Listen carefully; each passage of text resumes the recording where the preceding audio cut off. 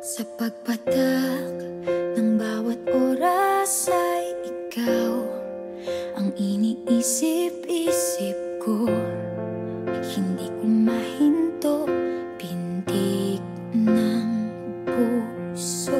Ikaw ang pinangarap-ngarap ko, simula ng matanto na balang araw iibig ang puso. Ikaw. Nandun po sa may labas. Ngayon po, siya po yung may pa-deliver. Hindi daw po niya kayang bayaran. Naka-care off po kay Ma'am Rosemary na lang daw po. Opo. Ay, kanina sinabi. Ano ba yun? Hindi daw po niya kayang bayaran. Ba't kayo po ang, Ba yun? Si Ma'am Jonalyn, kay Ma'am Jonalyn po ito nakapangalan. Ngayon po, si Odi po, wala daw po siya pambaya. Sa inyo daw po i-care off, Ma'am. Baka yun.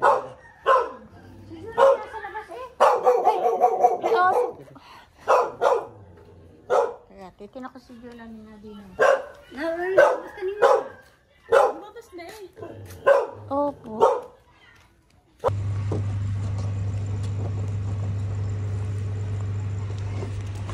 Surprise!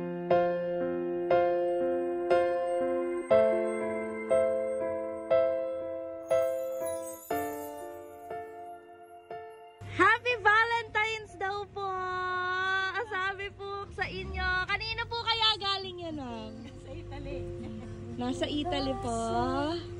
May ganito pa talaga. Naks naman! Ang sweet! Naman po. Sige po. Dahil kayo po ang ngayon, queen ngayon. Ngayong Valentine's Day, isuot niyo po ang aming pa-queen sash and ang crown. Pa-queen crown po natin. Yes, ma'am! May ganun po talaga. Ayan! And syempre, hawakan niyo po ang bouquet of flowers with Ferrero chocolates. Napaka-sweet naman, ma'am. Ano po?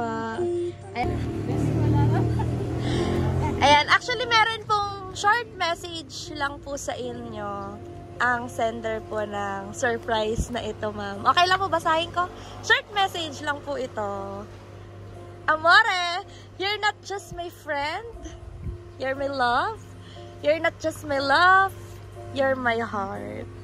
You're not just my heart. You're my life. You're not just my life. You're my everything. Naks ng meaningful naman po ng message sa inyo. Ano po ang response niya sa kanya? Hindi po nakalimutan yung Valentine's Day ngayon. Ngayong maaga pa. Ano po? Ayan, meron po kayong pa-Valentine's greet din po sa kanya. Thank you so much. Mag-ingat lagi. Yes. Pabalik din naman ako. Babalik po kayo doon. Yaks naman. Saan po siya sa Italy? Ferrara. Ano pa? Ferrara. Ferrara po. Ayun. Sana po sa munti po niyang pa-surprise. Munti po ba to? So, sobra-sobra po niya pa-surprise ngayon.